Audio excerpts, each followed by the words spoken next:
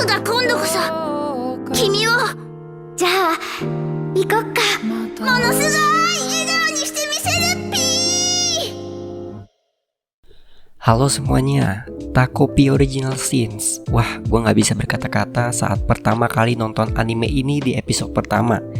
Gue udah lama gak nonton anime yang nyes ke hati dan sangat menampar ke hati. Anime ini tidak membuat gue nangis kejer, tapi membuat gue merenung dan yes, ini anime cocok banget ya buat para orang tua atau yang mau jadi orang tua. Takopi menceritakan seorang gurita bernama Takopi yang membawa misi ke bumi untuk membuat bahagia penduduk bumi. Takopi ini bertemu dengan Shizuka yang korban bully. Nah, sejak saat itu dia berusaha membuat Shizuka untuk tersenyum dan bahagia.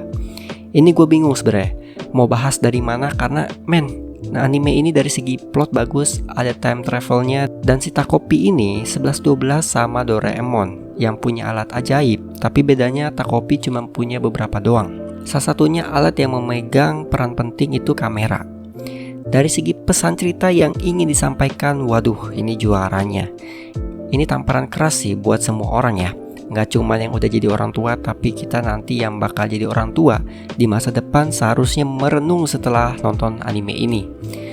Takopi ini nggak cuma membahas soal pembulian, tapi juga kesendirian, broken home, dan rasa ingin dicintai yang semuanya itu sumber masalahnya dari orang tua. Ya, orang tua. Jadi tokoh utama di serial ini anak kecil semua yang punya orang tua yang bermasalah. Dan yang gue perhatiin juga 3 anak kecil ini, Shizuka, Marina, dan Azuma, mereka gak punya sesosok ayah. Shizuka itu sebenarnya ada, ayahnya ada gitu kan, tapi kabur saat dia masih kecil. Dan nyeseknya dia gak dianggap sebagai anak. Marina punya juga seorang ayah, tapi sosoknya itu gak ada.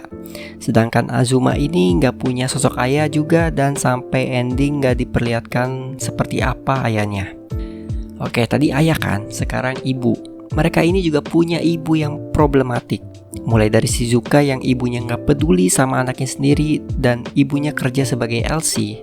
Nah, ibu Shizuka ini ternyata simpenan si ayahnya Marina yang menyebabkan kekesalan ibu Marina dilimpahkan ke anaknya, kayak ditampar dan sebagainya.